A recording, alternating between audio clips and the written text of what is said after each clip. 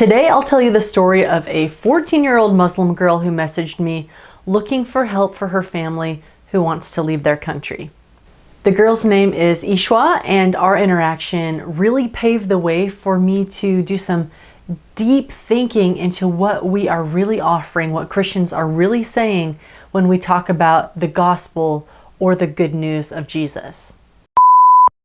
Hi, I'm Amy with Ask a Christian. This small channel is for authentic discussions surrounding Christianity, the Bible, and what life looks like following Jesus. If you would like to connect with me, ask me a question, or join in one of our online Bible studies, please hit me up at askachristianfriend@gmail.com. Also, on a personal note, this is my first video that I'm recording as a married woman, so I could use your prayers and your advice for marriage and your money. Just kidding, you don't have to send me your money, but you could send me your money if you wanted to. All right, let's talk about the gospel, as Christians call it. I recently did a series called Conversations Christians Suck At, and this could very well be in that lineup. It's not that we don't try, we just talk in a way that doesn't match up with people's personal experience or collective knowledge base. First of all, let's define our terms. What does the word gospel even mean? Well, many of you probably know this, but just in case, the Greek word from which we get the word gospel is euangelion. Euangelion, and it literally means good news. When I ask my Christian friends to summarize what this good news actually is, I've gotten a lot of different answers. Here are some of the most common. Number 1, Jesus is our salvation. Number 2, Jesus died in my place so I can go to heaven. 3, Jesus is coming back soon.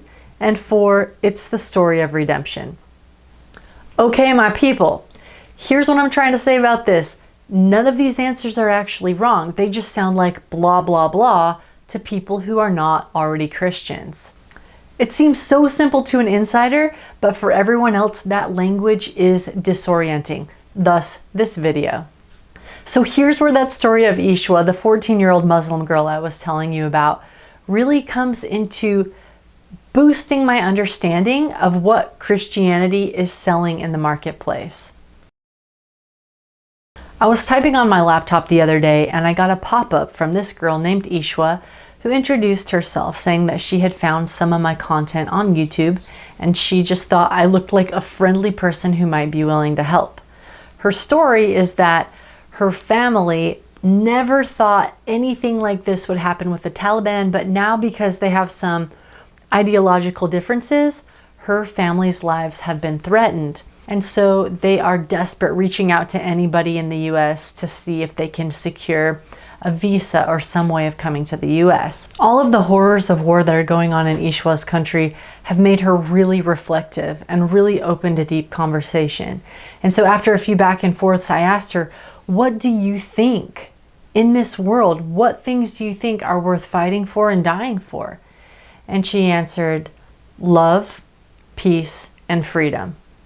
Ishwa went on to tell me that she was heartbroken because at 14 years old, she's realizing that even the most educated and prosperous country, having attained any measure of love, peace, and freedom, has zero guarantee that they'll keep it for any amount of time.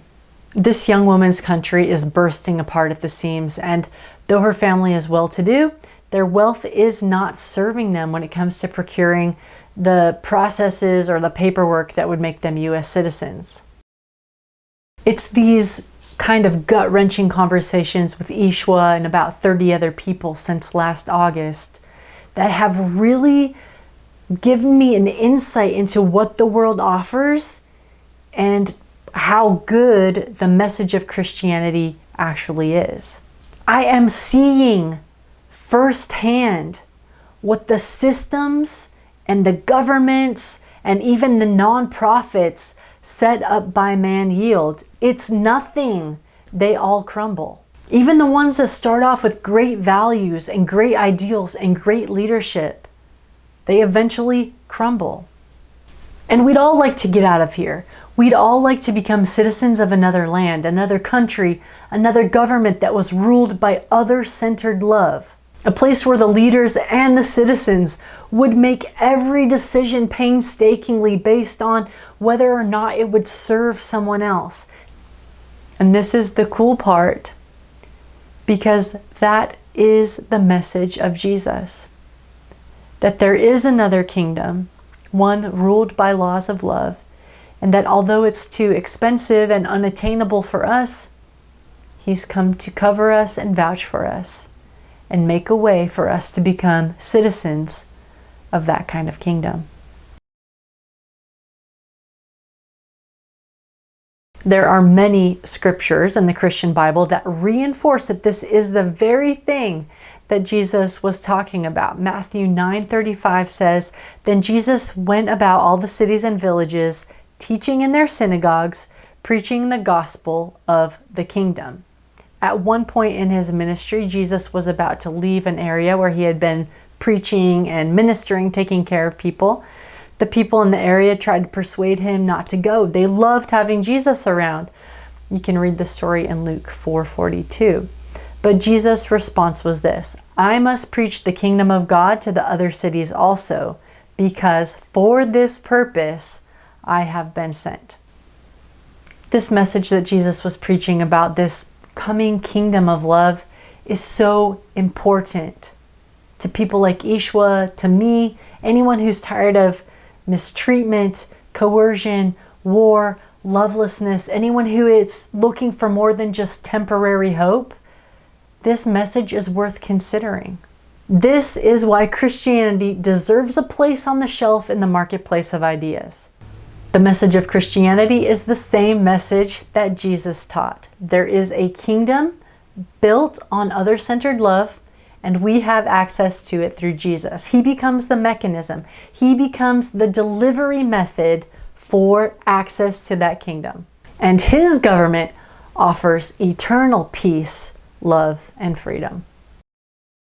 If you want to know more about this kingdom based on other-centered love, and how to access it through Jesus, it would be my honor and privilege to discuss and study with you. You can contact me at askachristianfriend@gmail.com.